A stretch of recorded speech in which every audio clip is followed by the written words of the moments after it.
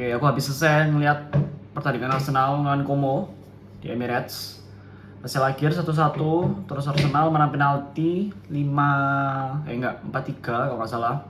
Permainannya waktu in game, Arsenal nggak berhasil mendapatkan kemenangan. Ini ketiga kalinya preseason Arsenal main dan gagal untuk meraih kemenangan.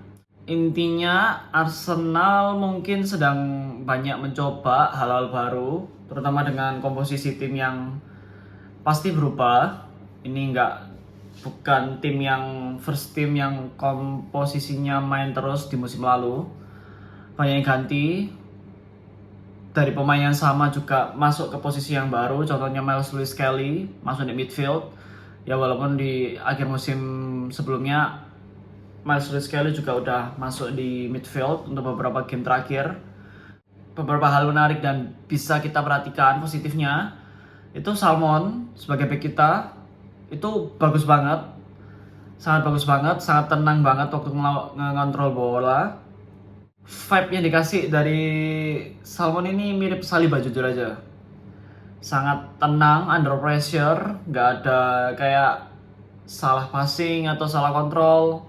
Selalu bisa mengontrol bola dengan tenang, nggak kelihatan kayak terburu-buru atau tergesa-gesa. Bener-bener kelihatan banget kayak komposernya itu mirip sama Saliba, bener-bener mirip sama Saliba. Dan ya secara fisik tingginya mumpuni, terus fisikalnya juga menurutku kuat. Jadi sebenarnya kalau buat backingan first teamnya Arsenal bagus banget. Apalagi aku baru aja lihat di Instagram ada rumor bahwa Arsenal tertarik untuk signing siapa namanya? Defendernya Aston Villa, aku lupa namanya siapa. Aku lihat rumornya fee-nya 70 juta dan menurutku terlalu mahal. Ngelihat kita punya first team yang sudah cukup kuat. Bahkan secara lapis masih ada opsi dari Calafiori kalau misalnya butuh back tengah, karena kita sekarang udah punya Nkapie di sebelah kiri. Terus yaitu ada Marley Salmon kalau nggak salah nama lengkapnya, yang pemain mudanya Arsenal yang di back. Dan sebenarnya Mosquera juga masih bagus banget menurutku.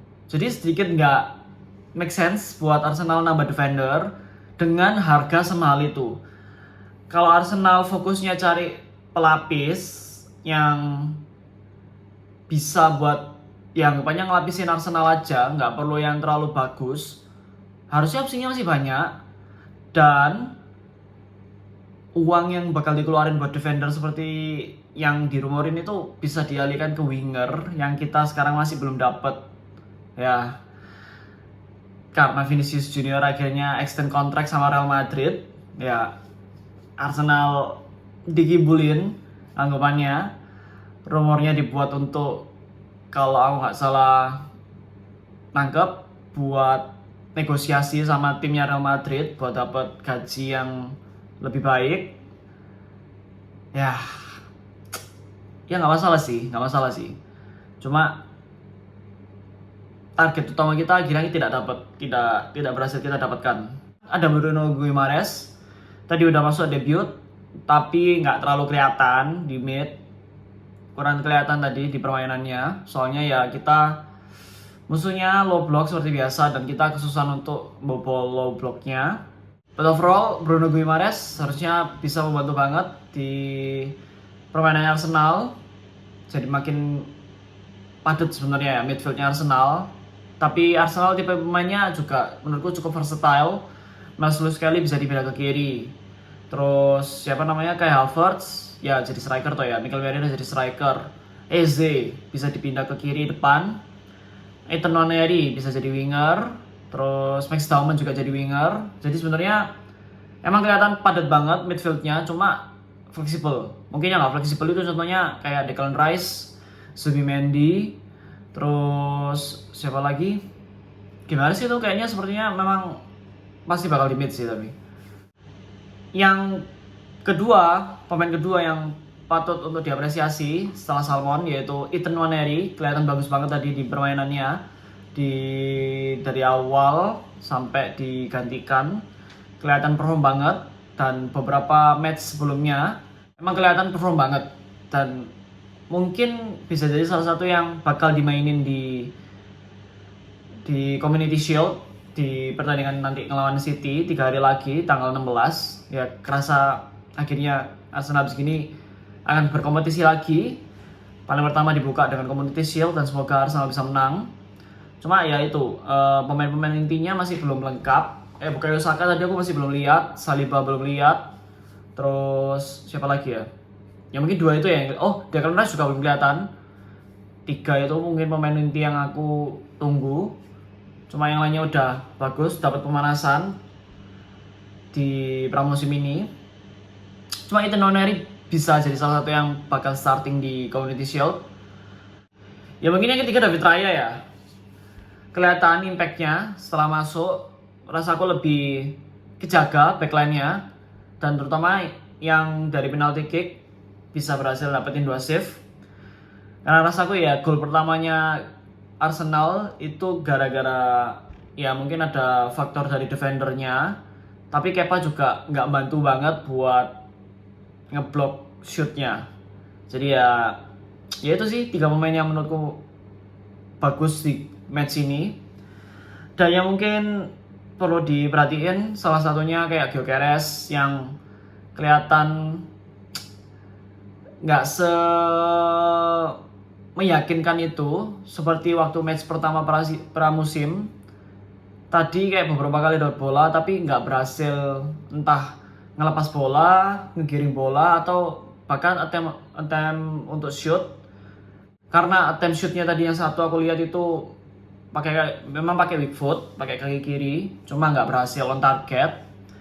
Beberapa kali ngiring bola atau nerima atau nge-receive bola, nggak bisa ngasih ke pemain lain dengan baik. Dan jaga bola pun sedikit nggak bisa, jadi ini sedikit mengkhawatirkan sebenarnya ya. Dan penggantinya pun kayak Havertz tadi beberapa kali. Aku sukanya tadi Arsenal sepertinya nyoba untuk main long ball dari umpanan midfield antara Odegaard, Bruno Guimaraes. Jadi ada beberapa attempt untuk umpan lambung, tapi keseringan atau umpan terobosan, keseringan offside. Tadi banyak banget Arsenal coba untuk umpan terobosan atau umpan lambung, tapi keseringan dapat offside. Jadi Arsenal masih mencoba untuk cari cara untuk mengantisipasi low block, karena kalau dilihat dari pramusim ini cara bermainnya Arsenal masih kurang lebih sama. Mulai dari winger, coba cari celah, terus masuk ke tengah, tapi masih belum berhasil. Coba kita entah nanti signing dapat winger yang tipikalnya bisa dribbling, bisa gocek lawan. Zolis bagus, cuma ya masih kelihatan kalau misalnya masih bisa dihadang, bisa dihalangi. Dia nggak mungkin masih lebih bagus dribblingnya Max Dauman. Cuma Zolis itu lebih cepat biasanya menurutku. Dan tadi nggak kelihatan, ya masih kurang kelihatan juga dari permainannya penyerangnya Arsenal in general. Kita cuma dapat dari golnya Milos sekali, yang ya itu pun juga gol yang dapat dari pressingnya, bukan karena kemampuan untuk attackingnya Arsenal, malah dari kemampuan defendingnya Arsenal kalau aku ngomong. Semoga bisa bermain dengan baik melawan City. Aku rasa sih kalau misalnya Bukayo Saka belum balik, harusnya Arsenal pakai Max Dauman. Di mid masih bisa pakai Ethan Neri. Terus Declan Rice kayaknya masih belum ada. Harusnya mungkin ke Odegaard. Kayaknya mungkin kalau aku harus nebak line up-nya Arsenal Man City, mungkin ya kayak Havertz, Martinelli,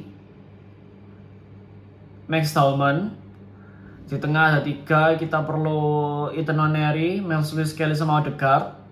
Di back mungkin kita bakal pakai Gabriel, Mosquera, Nketiah, sama mungkin Ben White mungkin ya. Harusnya Ben White sih. Nketiah masih bisa ditukar sama Calafiori sih. Kayaknya bakal Calafiori sih harusnya. Kalau misalnya, atau kalau nggak gitu, antara Calafiori sama Gabriel jadi back tengah, habis gitu Nketiah jadi back kiri. Harusnya starting line-up-nya nggak jauh dari itu sih, kurang lebih. Tapi overall, habis gini kita bakal balik lagi ke Premier League. Dan di Open semoga menang di Community Shield-nya. Lawan City lagi, apalagi perlu serius banget. Ya, sampai situ dulu. Kita tunggu next match Arsenal lawan City di Community Shield.